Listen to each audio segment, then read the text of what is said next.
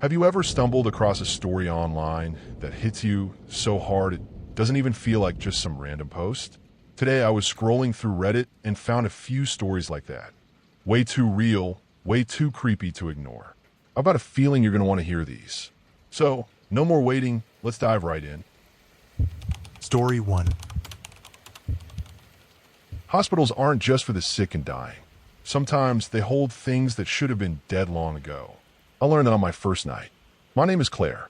I had just graduated from nursing school, and after what felt like an endless search, I finally got a job at a hospital. It felt like a dream come true. The stress of job hunting was over, and I could finally start my career. More importantly, I could finally support my mother. She had been sick for a long time. Not the kind of sick that comes and goes, but the kind that slowly steals a person away, piece by piece. She could no longer speak, and her body had grown frail. The medical bills piled up faster than I could count, and the extra income from this job would help us both. I thought she'd be happy for me, relieved even. But when I told her about the job, something changed. Her expression twisted, not in anger or sadness, but something deeper, a kind of fear that I couldn't quite place. Her already weak hands trembled as she reached for a pen and a scrap of paper. I stepped closer, holding my breath as she wrote, each stroke slow and deliberate. When she turned the paper toward me, my stomach dropped. Don't go. That was it. Just 2 words.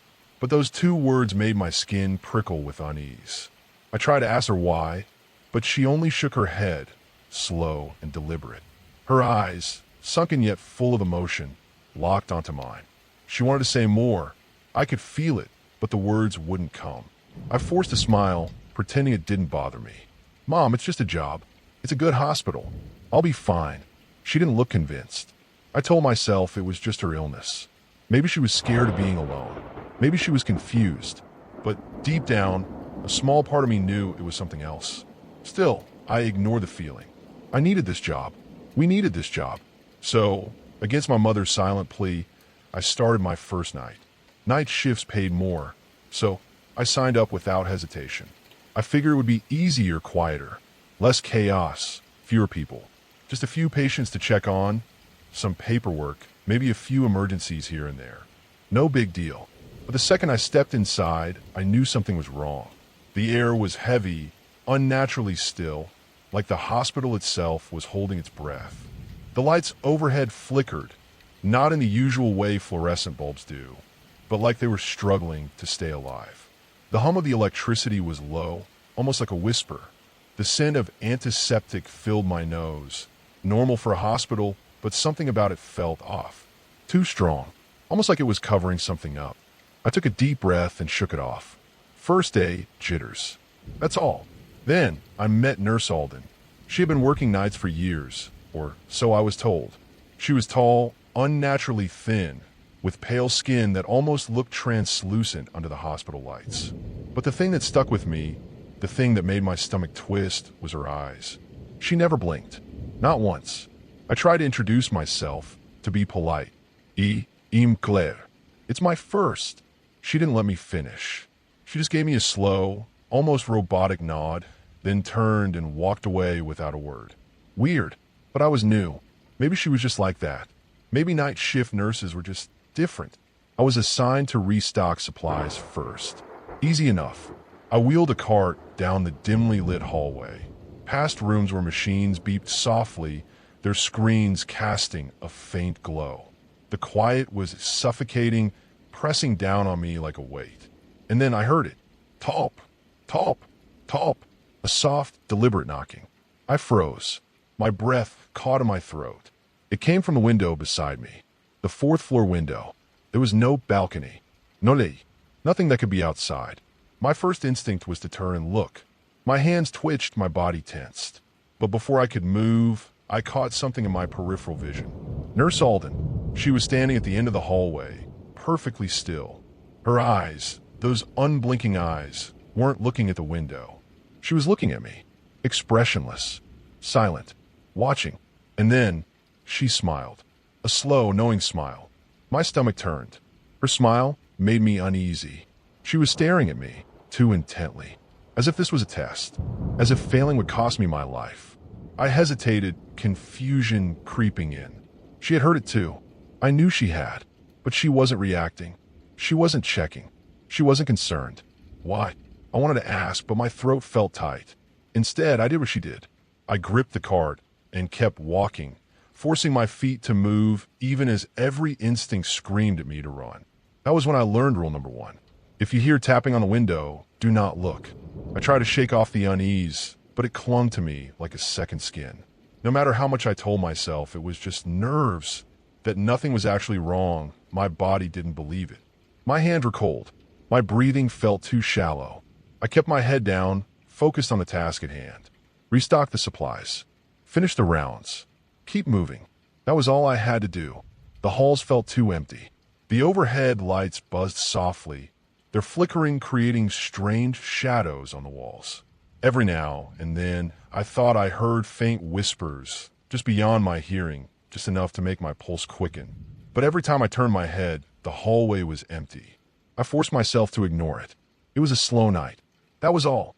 Most of the patient rooms were empty. The few that were occupied had sleeping patients, their machines humming softly. Nothing unusual. Then I reached room 307. Something about it made me pause. The door wasn't closed all the way. It was open just a crack, like someone had stepped in but never left. The dim light inside cast a sliver of a glow into the hallway.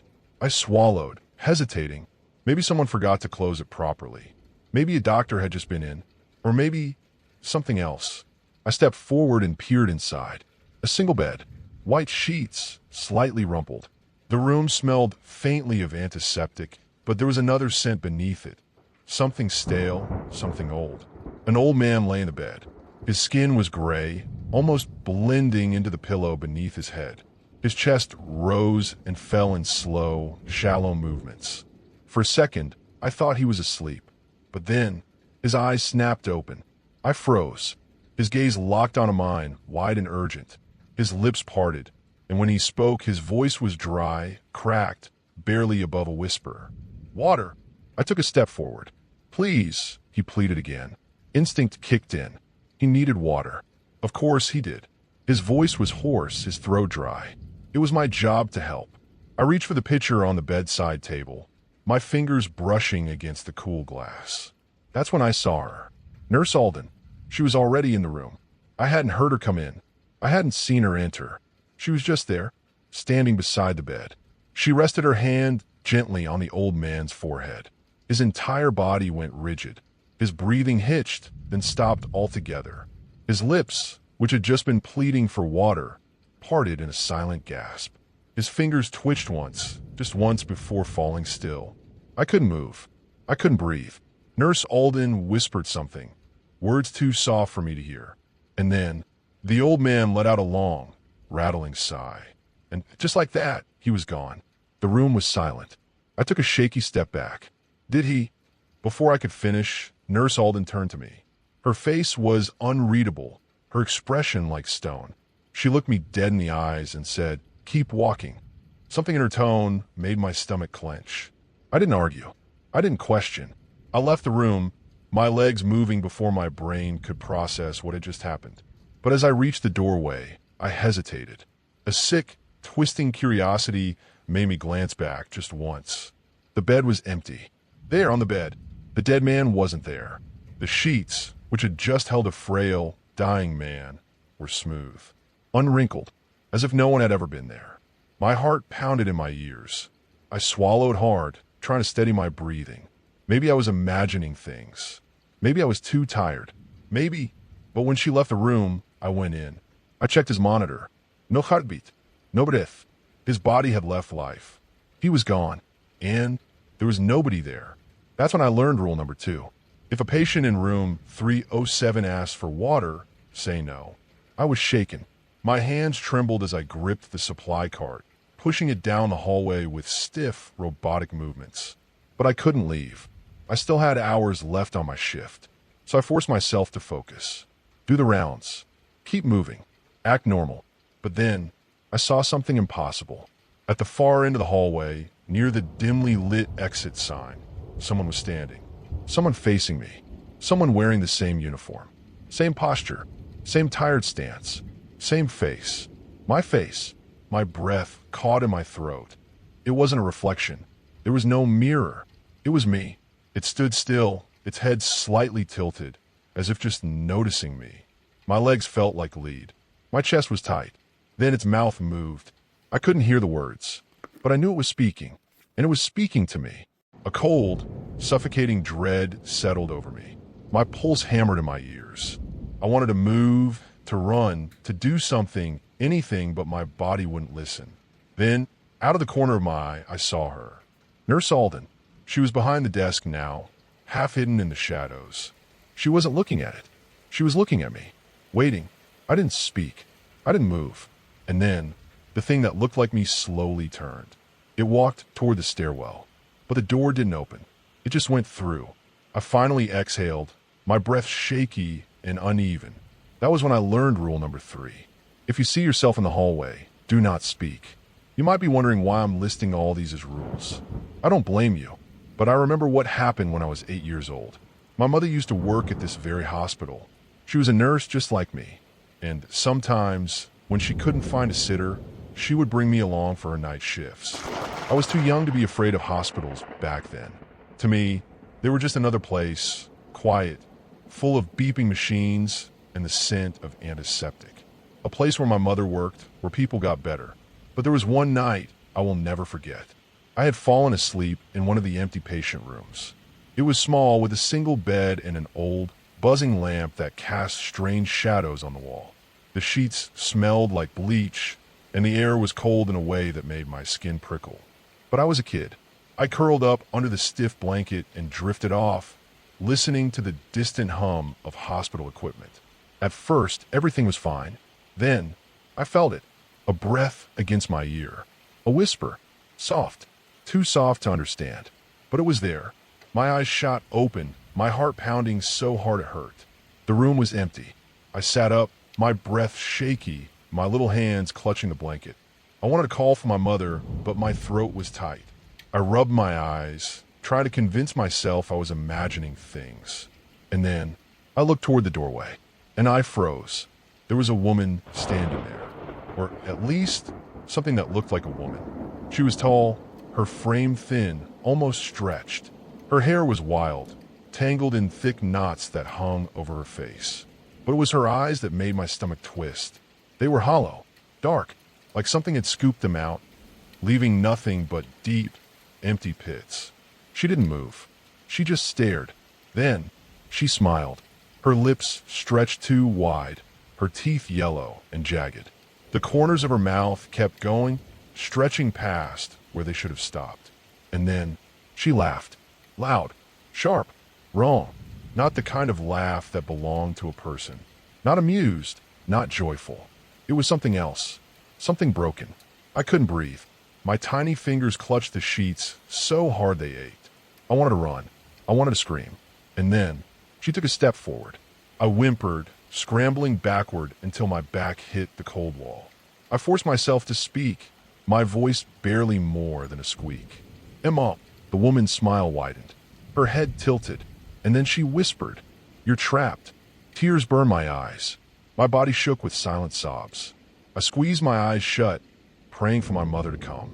Then, the door handle rattled. I gasped, my eyes flying open. The woman was gone, and standing in the doorway was my mother. I didn't hesitate. I ran straight into her arms, crying so hard I couldn't breathe. She held me, stroking my hair, whispering that everything was okay. When I finally calmed down enough to speak, I told her everything. The whisper, the woman, the laughter, her eyes. She listened patiently, nodding, letting me pour out my fear in rushed, breathless words. And then, she sighed. She didn't tell me it was my imagination. She didn't laugh or brush it off. She just pulled me closer and whispered, it was just a nightmare. I wanted to believe her. I tried to believe her, but I knew the truth. It wasn't a nightmare. It was real. And now, years later, as I prepare for another night's shift at this hospital, I can't shake the feeling that she's still here, waiting, watching. So if you're reading this, follow these rules, because I don't know if I'll make it through the night. I needed a break. I needed air. My hands were shaking. My head felt light, like the walls around me were pressing in. The air in a hospital was always cold, always sterile, but tonight, it felt suffocating. I just needed a moment to breathe. So I headed toward the nurse's station, hoping for a second to collect myself. Then, I heard it. The elevator. A soft ding echoed down the hall, cutting through the silence. I stopped. It was nearly 3 a.m. No visitors. No late-night deliveries. No reason for anyone to be using the elevator. But I still told myself it was nothing. Maybe a doctor had finished paperwork. Maybe a janitor had pressed the wrong floor. That's what I told myself, until I saw the doors open. And no one stepped out. I felt my chest tighten. The hallway was empty, stretching long and dim under the flickering lights. From where I stood, I had a clear view of the elevator, its metal doors yawning wide. But there was nothing inside. No doctor. No visite. Just open doors and a dark, empty space. I waited. A few seconds passed. The doors didn't close. That was wrong. Hospital elevators had a timer. If no one stepped out or in, the door should have shut by now. But they stayed open like something was inside. Like something was waiting. I should have ignored it. I should have walked away. But then, I heard it. A faint shuffle. A movement from inside. Like something shifting. Something pressing against the walls. I didn't see anything until the lights inside the elevator flickered. And for just a fraction of a second, I saw them. Hands. Too many of them. Pale fingers. Gripping the walls. The ceiling. The floor. Clinging. Stretching. Curling into the shadows like spiders. And then, the doors began to close. I let out a breath I hadn't realized I was holding. But just before they shut completely, a hand shot out. A hand that wasn't attached to anything. Pale skin, stretched thin over fragile bones. Fingers curling, twitching against the cold tile floor. I heard the soft thump as it landed just outside the elevator. Something inside me snapped. I turned. I walked away. Fast. I didn't look back. I didn't stop until I reached the nurse's station, my heart slamming against my ribs. Then I saw her, Nurse Alden, standing at the end of the hallway, watching. Her expression was unreadable, but after a moment, she gave a small, slow nod. Like she already knew, like she had seen this before. That's when I learned rule number 4. If you hear the elevator ding, but no one gets out, walk away. By now, I wasn't questioning things anymore. I was past that. There were rules. I had learned them. I had followed them. And as long as I kept following them, I would make it through the night. That was all that mattered. I just needed to finish my shift. That was my only goal now. But then, I saw it. A door. At the end of the hallway. I stopped cold. I had walked this hallway a dozen times tonight. I knew every door, every turn, every flickering light. But this door? It wasn't there before. It was wrong. It didn't match the others. The color was slightly off, just enough to make my skin crawl. The handle looked too old, rusted, like it had been there for decades. The air around it felt heavy, like the hallway itself was holding its breath. And the worst part? It wasn't on any floor plan. I had seen the maps. I knew the layout. There was no room behind that door. It didn't belong. I should have ignored it. I wanted to ignore it, but I couldn't. Something pulled at me, a quiet, invisible force that made my fingers twitch toward the handle. It wasn't curiosity, it was need. Like the door wanted to be opened. Like it was waiting. Then, I heard a voice behind me. You don't want to do that. I jumped, spinning around so fast my breath caught in my throat. Nurse Alden, standing there, watching. I swallowed hard, my mouth dry. What's behind it? Her head tilted slightly. Then, in that same unreadable tone, she said, "You don't want to know." And the way she said it, I believed her. I let go of the handle. I stepped back, and I never looked at that door again. That's when I learned rule number 5. If you find a door that wasn't there before, do not open it. At 6 a.m., my shift was over. I grabbed my things, keeping my head down, trying to shove everything out of my mind. The tapping on the window, the old man in room 307, the elevator, the door. I told myself it was over. I made it. But as I turned to leave, Nurse Alden appeared beside me. "You should stay," she said. My stomach twisted. It wasn't a question. It wasn't even a suggestion. It was a test. I gripped the strap of my bag, my knuckles white. The air around us felt heavy, thick, like the walls were listening. I shook my head. I'm going home. For the first time all night. She smiled. Good. And that was the worst part. She looked pleased. Not disappointed. Not annoyed. Pleased. Like I had passed. Her smile lingered as I turned toward the exit. I forced myself to keep walking, my feet moving faster than before. But something made me look back. Nurse Alden was still there, standing by the door, watching me, smiling. I stepped outside. The sun was rising, its soft golden light stretching across the empty parking lot. The air was cool and fresh, nothing like the stifling atmosphere inside. I exhaled, relief washing over me, until I looked back at the hospital. The windows were dark, too dark, as if the building itself didn't want to let the sunlight in. And in the lobby, standing just beyond the glass doors, Nurse Alden, watching, smiling. I turned away quickly, heading for my car. The relief I'd felt was gone, replaced with a cold, creeping fear. I had to leave. I reached for my keys, my hands shaking. Then I froze. She was at the edge of the parking lot. The same blank expression, the same cold stare. But now, that empty smile was new. I spun around. She was by the emergency entrance. I turned again. She was by the ambulance bay. Then, the second floor window. Everywhere I looked, there she was. Too many of her. Too many. My breath hitched. My vision blurred. My fingers fumbled with the keys. I needed to get inside the car. Now, I finally got the door open, jumped inside, and locked it. My heart was slamming against my ribs, my breaths short and shallow. I gripped the steering wheel, forcing myself to look up, and my blood ran cold. She was standing right in front of my car now, just inches from the hood. No movement, no blinking, just watching. Her lips moved. I couldn't hear her, but I didn't need to. I knew what she said. See you tomorrow. That's when I learned the last rule. The life-saving rule. If Nurse Alden asks you to stay, say no. I slammed my foot on the gas pedal, and I never looked back. Story 2.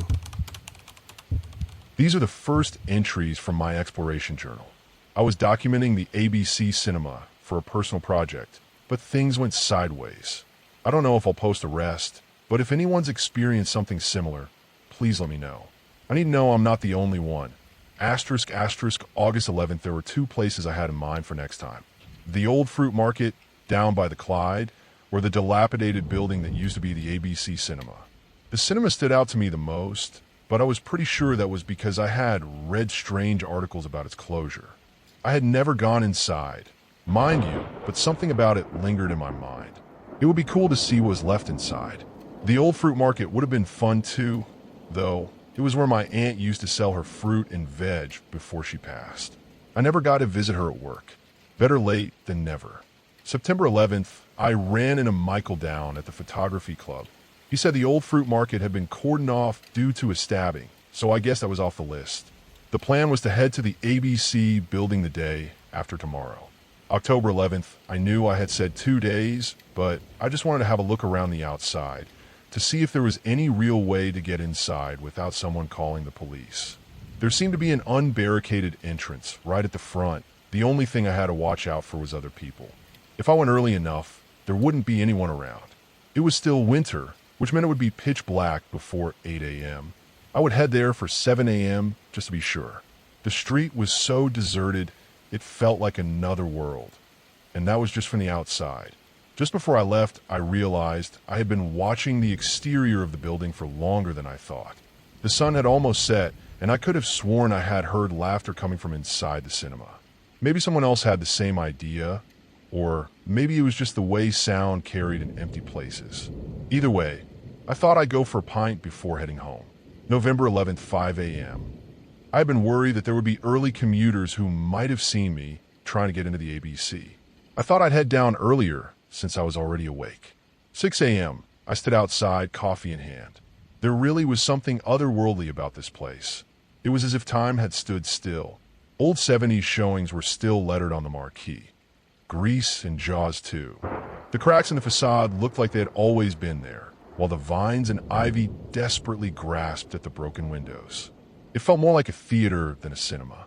A half-torn closed for renovation sign hung lopsided on the front doors, its letters bleached almost white by time. My fears of being seen by commuters faded when I realized I'd been standing here for over 25 minutes and hadn't seen a single person, not even a fox. I stepped closer to the entrance and caught a faint whiff of something sweet. Popcorn? Everything was in ruins, but the marquee. It remained pristine, almost untarnished, as if the years hadn't dared touch it. The ticket booth's glass was shattered, old ticket stubs littered the ground, and deep cracks ran through the stonework, spidering up the walls like veins. The moment I stepped into the foyer, the outside world fell silent. Not gradually like walking into an empty building, but all at once like a switch had been flipped. The air inside was thick, humid, almost oppressive, even though it was a crisp 5 degrees Celsius outside. I took my time, carefully photographing every piece of history I could find, focusing on the things left behind, pieces of clothing, tills, machinery. It seemed as though people had left in a hurry. No company would abandon tills full of money unless there was a good reason for it. And why hadn't the money been stolen after all these years? I climbed the 5 steps leading deeper inside the cinema, inspecting the movie posters as I went. The ones that were behind glass had hardly aged a day in almost 20 years. Movies I'd never heard of from times I'd never experienced. Thinking of this place bustling and full of life gave me a strange sense of loss. Why had they never completed the renovations? Surely this was a listed building. 7. I found one of those "You Are Here" maps on the wall and used it as a guide, planning my route through the womb of the building and up into its heart, the projection room. I had read somewhere years ago that it might still be operable and wanted to take a look for myself. As I traced my path and tried to commit it to memory, I thought I heard distant murmuring voices. Immediately, my mind went to the laughter I had heard yesterday while standing outside. It was entirely possible that people were living in this building, and it was just as possible that my ears were playing tricks on me. I hesitated for a moment, but I knew I would still go deeper inside. There was something else, though, something I couldn't put my finger on. It hung in the air, distant yet rancid, like the stench of a dying animal. 7:30 a.m. I stepped through the shattered door leading further inside. The ivy crawled around the frame as if it were reclaiming it. I shone my torch ahead, catching a flicker of movement at the edge of the light. I adjusted the angle. Nothing. Just an empty waiting room. The old concession stand looming in the middle, swallowed by darkness. At the concession stand stood an old popcorn machine, its interior coated in a blackened substance. It was probably mold, but when the beam from my torch hit it, it looked alive, shiny and glistening, as if waiting for someone to touch it. The "You Are Here" map had shown a clear path to the projection room, but as I moved deeper into the building, it felt like wandering through a forest at night, my sense of direction fading, replaced by a growing sense of unease. The murmuring I thought I heard before was gone now, leaving only the silence ringing in my ears. 8 a.m. I cautiously stepped through the debris and broken glass, each crunch underfoot like tiny bombs exploding in the silence. I had documented the concession stand and then turned to visualize my route. I wanted to check out some of the cinema rooms before I headed upstairs. I swung my torch around, scanning the numbers on the cinema room doors. I chose one at random. Screen 6. Walked toward it, pushed the door open, and stepped inside. The walkway into the theater was so dark it seemed to swallow my torchlight. So thick, I thought I could feel it brush against me. Without my torch, navigating the space would be impossible. I try not to dwell on the fact that I had only brought one torch and a single set of batteries. I pushed open the double doors and was instantly struck by the overwhelming red. The walls, seats, carpets, and curtains, all red. As I scanned the room, I realized it was much larger than the building's exterior had suggested. The walls loomed tall and fractured, and where ceiling lights once hung, only gaping black voids remained. The ceiling itself, though cracked enough to expose the outside, let in little natural light, only making the room feel even redder. Amid the sea of seats, one stood out, a single chair pushed down as if someone was sitting there. I walked over to investigate. expecting to find a broken mechanism or rusted hinges keeping it down. Instead, I found a perfectly functional seat, undamaged by time. Not a single piece of debris rested on it. It looked sterile compared to everything around it. At first, I didn't think much of it. A bit strange, maybe, how clean it was. Just a seat, nothing more. But the longer I stared at it, the more certain I became someone was sitting there. I shifted on my feet, suddenly aware of how wild my thoughts had become, and decided now would be a good time to head upstairs. My mouth was so dry it felt like I had eaten sand. I quickly shuffled my way out of the row of seats back onto the step dial. While walking up the steps to the exit, a burning desire crept over me. I needed to turn around. I turned, almost expecting to see someone staring back at me. Instead, I found everything exactly as it was. The strange seat still down, everything else still in its place. I shook my head. How had my thoughts become so fantastical? I winced at myself. How many years have you done urban exploration? The only scary thing here is my imagination. I hurriedly pushed the door open, which led directly back into the thick black walkway. As I took my first step into the abyss, I heard it. The familiar sound of a cinema seat, returning to its normal upright position. Story 3. All right, look, I don't know where else to put this. Posting online feels exposed, but I'm running out of options, and maybe, just maybe, someone here gets it. Or maybe I just need to get out before I completely lose my grip. My name is Leo. 8 months ago, a drunk driver T-boned my car. I woke up in a hospital bed to silence and darkness. Permanent damage to the optic nerves. Total blindness. My wife, Clara, she was in the passenger seat. She didn't make it. They tell you recovery is a marathon. Learning to navigate the world again, relying on sound, touch, memory. I moved back into our apartment because familiarity was supposed to be my ally. My O&M instructor drilled it into me. Know your space. Every floorboard creak, the hum of the fridge, the gurgle of pipes in the wall, the 17 steps from bed to bathroom, the 12 from my armchair to the kitchen. These became my landmarks, my anchors in the dark. For months, it was just hard. Grief, frustration, learning curve from hell. But it was understandable hardship. Predictable, almost. The apartment was my safe zone, the one place I felt I had some control. Then about a month ago, that control started slipping. Not all at once, but in small, insidious ways that made me question my own senses, my own sanity. It started with sounds being wrong. Not loud bangs or ghostly moans, though it'd almost be easier to label as crazy. No, it was subtle. I'd be walking down the familiar hardwood hallway, expecting the usual click-clack of my cane or my shoes, and suddenly, for a step or two, it would be thud-thud, muffled like walking on a thick rug. I'd stop, tap my foot. Click-clack. Normal. Reach down, feel the floor. Smooth, cool wood. No duck. Nothing. Take another step. Thud. Panic would fizz in my chest. I'd stand stock still, straining my ears, try to understand why the acoustic properties of my own hallway seemed to be changing mid-stride. Then the fridge hum. That constant, low drone we all tune out, mine started cutting out. I'd be in the living room, maybe listening to an audiobook, and realize the kitchen was dead silent. Not just quiet, but an oppressive, eardrum-pressing silence. My heart would pound as I walked the 12 steps to the kitchen. The moment I stepped over the threshold, or sometimes the instant my hand touched the cold metal, the hum would fade back in, soft at first, then normal, like it had been holding its breath, waiting. Stress, right? Auditory hallucinations, phantom sensations from a brain rewiring itself after trauma. I clung to those explanations. I wanted them to be true. But then came the cold spots. My apartment's old, drafty. I know where the drafts are, under the front door, the leaky living room window seal. But these were different. A sudden chill brushing my cheek in the middle of the hallway, far from any known source.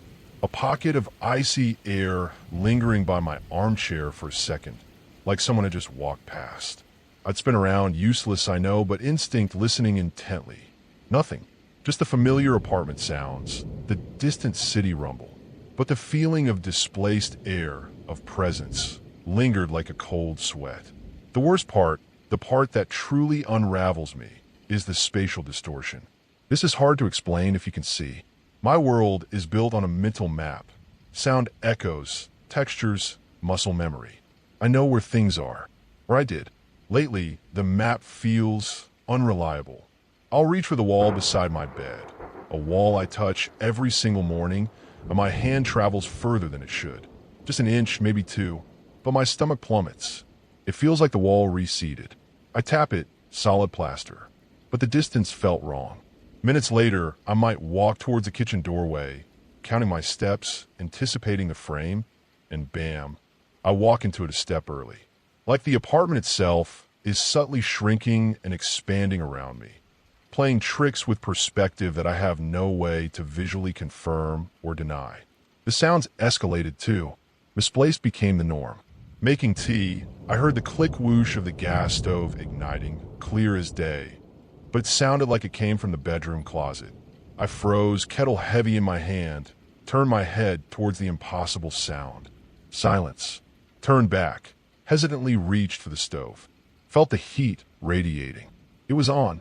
The sound had just originated from the wrong place.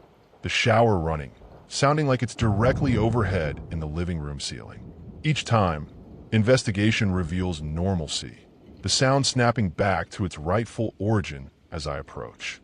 It's like auditory gaslighting. You guys who can see, you hear a weird noise, you look, you scan, identify, rationalize. Cat knocked something over. Wind rattled the blinds. Whatever. You verify. I can't. I hear the impossible, feel the impossible, and I'm left standing in the dark, my remaining senses feeding me contradictory, terrifying information about the one place I'm supposed to know best. My own damn home. I tried talking to my friend Sarah. She's great, really supportive, but she defaults to the logical. Stress, grief, PTSD. Maybe talk to your doctor, Leo. Check your meds. She means well. But how do you explain the feeling that the geometry of reality is fraying at the edges? That silence feels intentional? Then came the breathing. Last week, lying in bed, trying to will myself to sleep in the too quiet apartment. A sound started. Faint, slow, rhythmic, and close. Right beside my bed. H-H-H-H. H-H-H-H. Not my breath. I was holding mine, listening, blood like ice water. Not the wind. It was deliberate, and it sounded dry, papery, like old leaves crushed in hand. I couldn't stand it. I lashed out blindly where the sound was. My hand sliced through empty, cold air. The breathing stopped. Instantly, silence slammed back in, but the air my hand had passed through felt colder than the rest of the room. It wasn't just by the bed after that. Cold spots on my neck while listening to headphones, feeling like icy breath. I'd ripped the buds out, heart hammering. Silence. Just silence. And the whispers. Faint, sibilant, seeming to come from inches away. Sometimes just formless sounds, other times my name. Leo. Once, while Sarah was visiting, making tea in the kitchen, I heard it right beside my armchair. Sarah, I called out, voice tight. No. Honey, just putting the kettle on. She called back cheerfully from the kitchen. The whisper vanished. Imagined? Or just waiting? Sarah, during that visit, gently brought up the anniversary of the accident. And Clara, I know this time of year must be hard, she'd said, her hand briefly touching my arm. I flinched internally. I'm managing, I lied, pushing it down. This apartment stuff is just weird. But the seed was planted. Could this all be grief? A psychotic break? My mind fracturing under the weight of trauma and loss. Manifesting as sensory chaos? The thought terrified me almost more than haunting. If it's not the apartment, it's me. My own brain, my most crucial tool now, betraying me. I decided to try and capture something. Proof. I left my phone recording on my bedside table overnight. Listening back the next morning, navigating the audio file with voiceover reading out the timestamps, was mostly hours of ambient noise, my own restless movements. Then, around 3 a.m., a patch of that deep, pressing silence. And within it, barely audible, the faint, papery breathing. H-H-H-H, H-H-H-H. and just before it faded, a single, distinct click. Soft, sharp, like a fingernail tapping the phone's microphone. Something close enough to touch my phone while I slept. The days leading up to the anniversary were the worst. The spatial shifts became nauseating. Reaching for a doorknob and finding empty air, taking a step and slamming into furniture that felt like it had lunged into my path. The whispers grew bolder, sometimes seeming to echo Clara's specific turns of phrase, things only she'd say. The breathing felt constant, a background hum of dry decay. The anniversary itself arrived with a horrifying clarity. I woke up, not to chaos, but to a thick, waiting stillness. I sat in my armchair, the 12 steps to the kitchen feeling like miles, the 17 steps to the bedroom an impossible journey. And I let myself think about Clara. Properly. The crash. The aftermath. The sounds. I remembered her complaining about the sticky fridge handle, how you had to jiggle it, just so. Suddenly, the wrongness I'd felt wasn't a spatial shift, but a phantom, tactile memory of that specific sticky resistance. I remembered her always being cold in that living room chair, wrapping herself in a specific worn blanket. The cold spots started feeling less like icy breath and more like the lingering chill of her presence, an echo of her shiver. The muffled footsteps near the closet where she kept her soft slippers. And the breathing, that dry, papery sound. Oh God, the memory hit me, sharp and brutal, lying trapped in the wreckage, unable to see, hearing her beside me. Her breaths, shallow, ragged, fading. H-H-H-H, H-H-H-H. The sound wasn't a monster. It was the sound of my wife dying, imprinted on my auditory memory, now projected onto the silence of my apartment by a mind drowning in trauma. The whisper of my name, the specific way she used to say it when she was worried. It wasn't a ghost haunting my apartment. I was haunting my apartment. Haunted by grief, so profound it was warping my perception, twisting sounds, textures, and spaces into manifestations of loss and trauma. My blindness wasn't just preventing me from seeing, it was forcing my brain to fill the void with the most painful data it had. This realization didn't bring peace. It brought a different kind of horror. The horror of knowing my own mind could construct such convincing, terrifying illusions. That the entity in the dark was me, or the part of me shattered by loss. I sat there, in the armchair, and finally broke. Wept until I was empty, the sounds of my own sobbing loud in the heavy silence. It's been a few days since then. Things are quieter, but not fixed. The intense fear has subsided, replaced by a crushing weight of sadness. Sometimes I still feel a cold spot, but now I associate it with her hand on my arm, and the grief is sharp. Sometimes a sound seems misplaced, but it feels less like a trick and more like an echo, a glitch in the playback of memory. The breathing, I haven't heard it again. Yet, I re-listened to the recording. The breathing is still there, faint. And the click, listening now, knowing or thinking I know, what the breathing is, the click sounds different. Less like a fingernail, more metallic. Like something from the crash? A piece of shifting metal? Or is that just my traumatized mind, layering more meaning onto meaningless noise? I've contacted a grief counselor who deals with trauma. I'm trying to navigate this. But the apartment doesn't feel entirely safe yet. The knowledge that my reality can be so profoundly altered by my internal state is unsettling on a fundamental level. Is it just grief? Or has the trauma, the grief, somehow thinned the walls? Made the space around me susceptible to reflecting my internal state in ways that aren't entirely natural? I'm typing this now, voiceover reading my words back in its flat tone. The click of the keys sounds mostly right. Mostly. But sometimes, just for a second, the echo seems to come from the wrong place. From a little too far behind me. I don't know if I've solved anything, or just identified the monster as residing within. And maybe that's the real horror. Knowing the darkness isn't just around you, but inside you, capable of reshaping the world you perceive. I'm still here, in the dark, listening, and hoping the silence stays silent. Story 4. I'd found the artifact in an old bazaar at an eerie old stall with an eerie old woman running it. She glared over a peevish smirk, my being a foreigner and all, and offered me, in clear but reluctant English, a wrinkled, desiccated piece of fruit. I declined, asking rather about this item and that, her being all the time very eager to assist me in buying whichever of her goods I expressed the most interest in.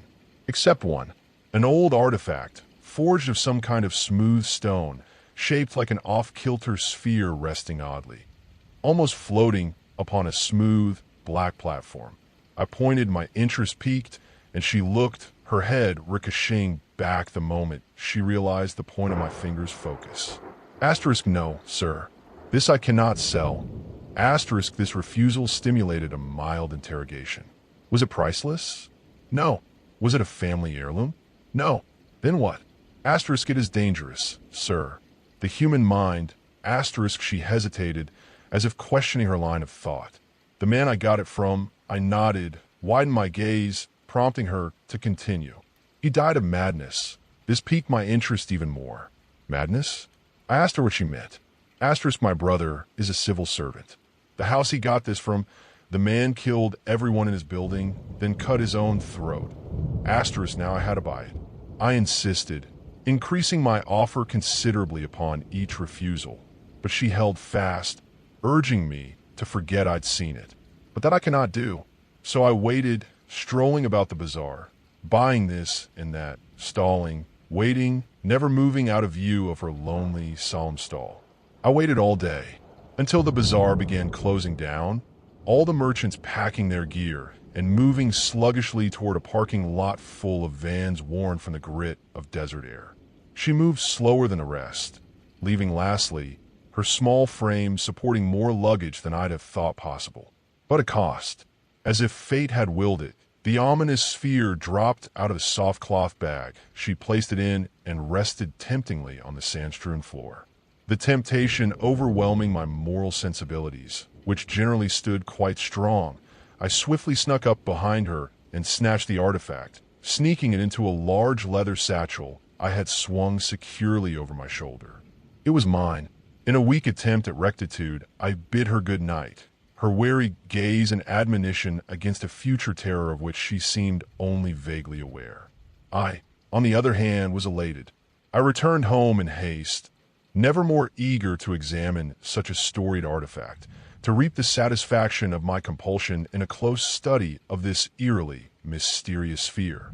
On the base was scrawled, in an ancient language then unknown to me, what seemed to be 3 sentences, which through consultation with a local expert I deemed to read as follows: a single wish to the owner of me. With utmost caution, wish carefully. A wish undone, such a wish is none. Every wish effects for eternity. The intrigue of this piece overshadowed even its potential monetary value back home, and I cradled it in my grip, staring intently at it, and murmured in an almost hypnotic drone, the single wish which, to me, was of the utmost logical priority. I wished for unlimited wishes. Nothing happened. The orb sat calm in my hands as I watched it, the curious intensity of my gaze bearing down upon the inefficacy of its curse. It was merely an artifact. No magic, no occult, no single wish. I tossed the artifact aside, my disappointment alleviated only at the prospect of the financial reward I would surely receive from antique dealers with a taste for the far-flung and the bizarre. So much for truth from antiquity. A creative snake oil pitch, with some finely crafted artisanry to drive it home. The grandeur of ancient eras reduced to a timeless banality, to selfish, well-worked greed. I stared at the artifact once more, a futile expectation of deliverance, a frustrated desire for something to come of this. I froze, slightly awestruck, the anticipation of this ancient majesty having been at least partly fulfilled. The text on the base had changed. According to the translator, the new words read as so: there is no sequence of wishes of unlimited scope, neither none, neither one, nor in number above. You have no recourse, no silence, no pressing, but an endless refrain of evermore wishing. My enthusiasm quickly gave way to a deep, mortal terror. I had to think through the consequences of this wish. A sequence of 0 wishes was not possible. I had a wish. But any non-zero sequence of wishes would, of necessity, fall short of unlimited. No finite sequence of wishes could be fulfilled. Neither none, neither one, nor a number above. I would be wishing not only for the rest of my life, but for all eternity. Frantic, seized with terror to my spirit's depths, I lunged for my bag and grasped my pistol, raising its cold, steel barrel to my ear. May no desire be fulfilled. The gun vanished from my grip, and I began to pray. Story 5. This is the 4th time I have had this dream in my life. In the last 5 years, I have had this dream again and again, and nothing changes in the dream. The faces are same. The incidents are same. The sound is same. And I always wake up at the same moment every damn time. When I woke up this morning, I made sure to write this so that I don't forget it this time. I don't know what this means, and whether it's even possible to dream the same thing in such a long time span. If there is anything here that does not make sense or does not have a logical explanation, then just remember that this is a dream. There are things I couldn't remember. The names I used in this are obviously made up. I just try to make sure you guys can experience a piece of the same dread that I felt in this dream. So I made sure to not add any extra details or any kind of stuff that did not happen in the dream. 5 of us, 2 cars, 1 road, lost in the belly of the woods. It was late, not quite midnight, but the forest already had that unsettling stillness, like it was holding its breath. The drive had been uneventful, all trees and shadows. No signs, no sound but tires crunching gravel and the occasional hoot of something winged overhead. When we reached the clearing, the engines clicked and hissed into silence, and we stepped out. There it was, the staircase, tucked in the middle of nowhere, old, half-broken, overgrown with weeds and moss. It curved up into the darkness like it led to another world entirely. Bits of worn concrete peeked out beneath the dirt, and vines tangled around the rusted metal railings like nature was trying to pull it back underground. A few flickering yellow streetlights lit the way, scattered along the path like someone had tried to modernize it decades ago and given up halfway. Most of them were dead, but the ones still alive hummed softly, casting broken halos of light that barely touched the cracked stairs. Locals called it the Wailing Path. Said cries echoed from that forest late into the night. Said people had gone up there and come back different, if they came back at all. We laughed about it on the way in. That laughter didn't last long. All right, Kabir said, shouldering a flashlight. 3 of us go in. You 2 hold the fort. He meant me and Zane. I didn't argue. Why are we even doing this? I muttered, watching the other 3 disappear into the tree line. Zane leaned back against the car, hands behind his head, totally relaxed. Bro, this is how legends get made. We bust the myth, we become the story. That's exactly what people say before they die in horror movies. He just grinned, but I caught the way his eyes kept darting to the shadows. The wind picked up, and there it was, the sound. A long, low wail, drifting through the air like smoke. It wasn't constant. It rose and fell like breathing, not human, but not quite wind either. Something in between. Tell me that doesn't sound like a scream. I whispered. Zane hesitated. It's wind. Has to be. Through trees or like hollow rocks or something. We stood there for a long time. The sky stretched darker overhead. The kind of darkness that didn't feel empty. It felt full. Like the trees were watching. Minutes bled into nearly an hour. Then the flashlight beams appeared again, bobbing down the steps, voices rising. Kabir, Ishan, and Manu reappeared, out of breath, grinning like idiots. Dude, Kabir called out. You won't believe this. They jogged over, shoes muddy, faces flushed. There's this narrow-ass crack up there, Ishan said, panting, between 2 huge stone walls. Like this natural crevice. And the wind, Manu cut in, the wind goes through it and makes that crazy sound. Like a whistle, but massive. That's the wailing. Bro, it's literally physics, Kabir said, beaming. All this time, People thought it was ghosts or something. It's just air pressure and echo. Zane's jaw dropped. So the entire myth, it's just fake? We solved it, Manu grinned. We solved it. There was this weird rush in the air. Like we'd done something huge. Like we'd unlocked something sacred. Yo, Ishan said, we need to celebrate. We drove to a clearing nearby. Wide, flat, open. Someone had brought a portable speaker. Someone else had fairy lights and a bunch of random party junk in their trunk. Old sparklers, soda cans, chips, some leftover holy color powder. It wasn't planned, but it turned into a party anyway. Laughter spilled through the air like champagne, bubbling and bright. People danced in a blur of color, arms thrown around each other, faces glowing in the haze of fairy lights strung overhead. The bass from the speakers thumped like a second heartbeat, syncing with the rhythm of a night that felt endless. I was in the middle of it all, smiling, swaying, alive. Someone shoved a drink into my hand. I didn't even look at what it was. I laughed, raising it in the air, toasting nothing and everything. My chest felt light, like I could float right off the ground. Then I saw it. Something small, metallic, maybe glinting underfoot just past the edge of the dance floor, half hidden in the grass. It was out of place, still, while everything else spun. I blinked. Curiosity tugged at me, subtle but sharp. I stepped away from the crowd, knelt to pick it up, and that's when I heard it. A sound, no, a wail, ripped across the night. A screeching, twisted roar that echoed from somewhere far off but felt terrifyingly close.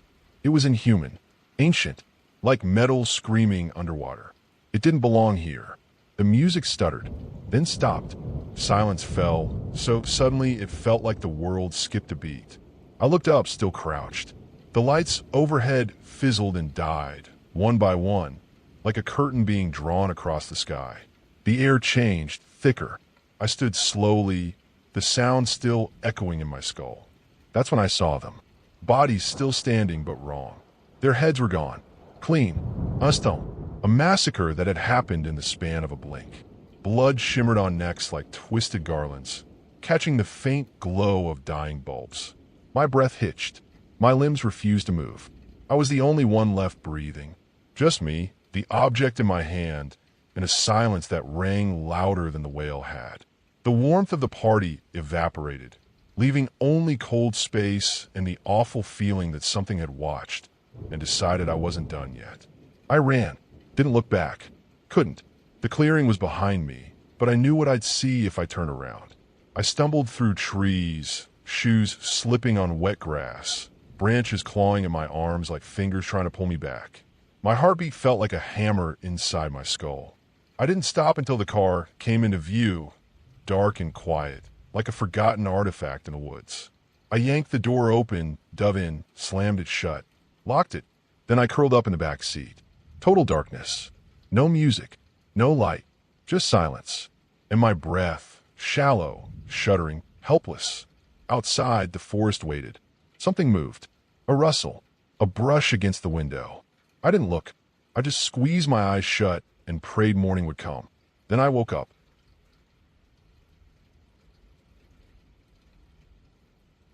That's it for today's creepy Reddit tales. Before we go, I just want to say a quick thanks to all of you for watching, liking, and sticking around. You guys keep this channel going, and I'll be back soon with more stories that'll make your skin crawl.